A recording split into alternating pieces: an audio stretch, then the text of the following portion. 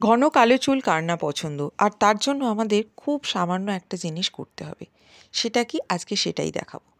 তো এর জন্য অনেক অনেক ইনগ্রিডিয়েন্টস ইউজ করছি না, আজকে একটা সিম্পল পদ্ধতিতে দেখাবো একটা শ্যাম্পু, যেটা ইউজ করলে আমাদের চুল সিল্কি সফট সুন্দর হবে, তার সাথে সাথে কালো হবে গোড়া থেকে, আর মজবুতও হবে। কারণ এর মধ্যে আমি এমন এমন জিনিস দিয়ে বানাবো যেটা আমাদের চুলকে খুব সুন্দর করবে, চুলের গোড়া শক্ত করবে, মাথায় খুশকি থাকলে সেগুলোকেও দূর করবে, আর চুল কালো তো হবেই।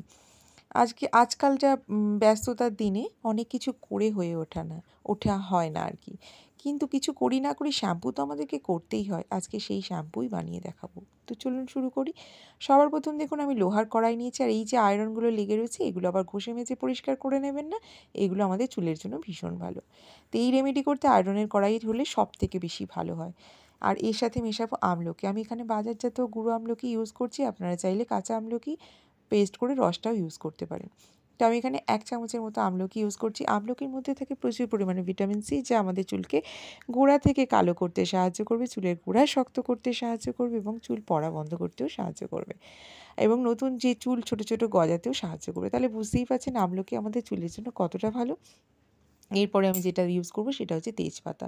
তেজপাতা আমাদের চুলকে সিল্কি সফট করবে, মাথার খুশকি দূর করতে সাহায্য করবে। এখানে আমি 3-4টের মতো তেজপাতা নিয়েছি, আর তেজপাতাগুলোকে ছোট ছোট করে পিসেস করে কেটে নিয়েছি। আমরা খাবারে সাধারণত তেজপাতা দিই, আজকে রেমেডিতে তেজপাতা দিয়ে দেখুন কত উপকার পাবেন। আর এরপরে মেশাবো চা, যে কোনো চা, আপনাদের বাড়িতে যে চা থাকবে সেই চা দিয়ে এই রেমেডি করতে পারবেন। পাতা চা, গুঁড়ো চা বলে কোনো ব্যাপার নেই। আর পরিমাণটা এখানে আমি 1 চামচের মতো নিয়ে নিয়েছি, আপনারা কম বেশি করতেই পারেন, খুব একটা অসুবিধা হবে না। এগুলো হোমমেড রেমেডি, কম বেশি করলে খুব একটা প্রবলেমে পড়বেন না আপনারা। এবার এই যে কটা উপাদান নিয়েছি, এর সাথে আমি আরেকটা জিনিস মেশাবো, সেটা হচ্ছে লেবু। লেবুর মধ্যেও থাকে ভিটামিন সি। আমি আজকে লেবু না, লেবুর খোসা ইউজ করছি। খোসার মধ্যে প্রচুর পরিমাণে ভিটামিন সি থাকে, যা আমাদের চুলকে গোড়া থেকে পরিষ্কার করবে, সিল্কি সফট করবে এবং খুশকি দূর করতে সাহায্য করবে। যেহেতু আমি বলেছি আজকে একটা এমন রেমেডি বানাবো যেটা আমাদের চুলের সব ধরনের সমস্যাই মোটামুটি দূর করে দিতে পারবে। আর লেবুর খোসা কিন্তু আমাদের চুলের জন্য ভীষণ ভালো। এবার দিয়ে দেবো জল। জলটা আমি বলে দিই, যে জল আপনারা খান সেই জলই নেবেন, কারণ অনেক সময় ট্যাপ ওয়াটারের জলে নুন থাকে বা ক্ষারযুক্ত জল থাকে, সেই জল ইউজ করবেন না। এই খাওয়ার জলটা ইউজ করলে কী হবে, আমাদের চুলের জন্য যেটা খুব ভালো হবে। তো এই সব কটা উপাদানকে আমি চামচের সাহায্যে খুব ভালো করে মিক্সড করে নিচ্ছি। এর মধ্যে আরও একটি দুটি উপাদান বাকি আছে, এখনই স্কিপ করে চলে যাবেন না, তাহলে কিন্তু রেমেডিটা বুঝতেই পারবেন না। তো সব কটা উপাদানকে মিশিয়ে আমি গ্যাসের মধ্যে বসিয়ে দিচ্ছি। জলটা কিন্তু একটু বেশি পরিমাণেই দিতে হবে, কারণ এটাকে ফুটে হাফ হয়ে আসবে, তখন বুঝবেন যে এই রেমেডি হয়ে এসছে। সুতরাং ধরুন আপনারা 1 গ্লাস জল দিলেন, এটা ফুটতে ফুটতে যখন হাফ গ্লাস হয়ে যাবে তখন আপনারা এই রেমেডিটা করতে পারবেন।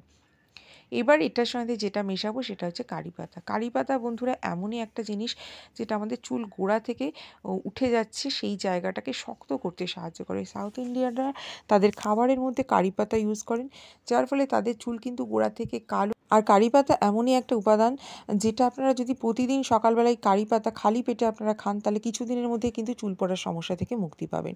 বাড়িতে যদি কারি পাতার গাছ না থাকে, আমি প্রত্যেককে বলবো একটা করে কারি পাতার গাছ লাগাতে, যাতে আপনাদের চুলের যাবতীয় সমস্যা দূর করবে। আর কারি পাতা ভীষণই ভালো, খেতেও আপনাদের কোনো অসুবিধা হবে না।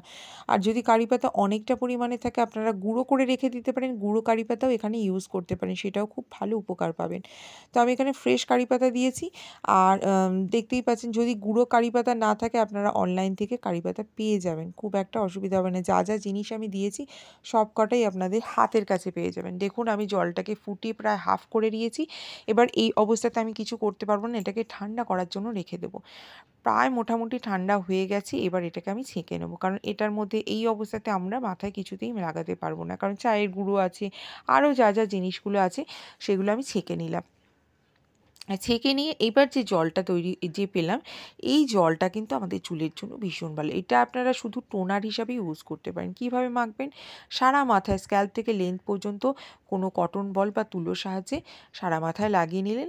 লাগানোর পরে চেষ্টা করবেন 1 ঘন্টার মতো থাকার। 1 ঘন্টার বেশি থাকলেও কোনো অসুবিধা হবে না, কারণ এই জলটা দেখতে পাচ্ছেন কতটা কালো হয়েছে। এটা হয়েছে আমলকি, লেবু আর লোহার কড়াইয়ের সাথে রিঅ্যাকশানে লোহার কড়াইয়ের রিঅ্যাকশানে। তো এইটা যদি আপনারা শুধুও মাখেন, সেটাও আপনাদের চুলের জন্য ভীষণ ভালো। তো আমি আজকে বলেছি একটা শ্যাম্পু বানিয়ে দেখাবো, যেহেতু আমাদের হাতে আর সময় নেই, তো শ্যাম্পু তো আমাদেরকে করতেই হবে। আর এই জলটা আপনারা বানিয়ে ফ্রিজেও স্টোর করতে পারেন ১ সপ্তাহের জন্য। মানে এটা নষ্ট হবে না। এবার যেকোনো শ্যাম্পু আপনারা যেই শ্যাম্পু দিয়ে মাথা শ্যাম্পু করেন সেই শ্যাম্পু দিয়ে এটাকে মেশাতে পারেন। ব্যাস হয়ে গেল খুব ভালো শ্যাম্পু। যদি আপনারা এইভাবে করেন অর্থাৎ টোনারটা প্রথমে মাথায় লাগিয়ে নিলেন, ১ ঘন্টা থাকলেন, তারপর খানিকটা জলের মধ্যে এরকম শ্যাম্পু মিশিয়ে শ্যাম্পু করে নিলেন। কিছুদিনের মধ্যেই দেখবেন আপনাদের চুল কতটা সুন্দর হয়ে গেছে। বন্ধুরা বিশ্বাস করুন। তবে হ্যাঁ, এগুলো হোমমেড রেমেডি। আপনারা যদি ভাবেন একবার করেই উপকার পাবেন তাহলে কিন্তু নয়। এটা আপনাদেরকে বারবার করে যেতে হবে। আর ৩ থেকে ৪ মাস পরেই দেখতে পাবেন চুলের কত উন্নতি হয়েছে। এইভাবে যদি করেন তাহলে নিজেরাই বুঝতে পারবেন যে চুলের কত পরিবর্তন হয়েছে। তবে হ্যাঁ, একটা কথা বলে রাখি বন্ধুরা, একবার করেই কিন্তু উপকারের আশা করবেন না। খুব ভালো যদি রেজাল্ট পেতে চান, সপ্তাহে ১ বার বা সপ্তাহে ২ বার এই রেমেডি করে দেখুন। তাহলে অবশ্যই উপকার পাবেন। এবার বলি কারা, কারা মাখতে পারবেন? এই রেমেডি মধ্যে এমন কিছু উপাদান নেই যেটা আপনার চুলকে কোনো ক্ষতি করবে। সুতরাং এই রেমেডিটা আপনারা ছেলে, মেয়ে, ছোট, বড় সবাই করতে পারে। কারণ এটার মধ্যে এমন কিছু উপাদান নেই যেটা আপনার চুলকে কোনো ক্ষতি করবে। তাহলে বন্ধুরা এইভাবে করুন, চুলকে সুন্দর রাখুন আর আমাকে কমেন্টস বক্সে এসে অবশ্যই জানিয়ে যাবেন।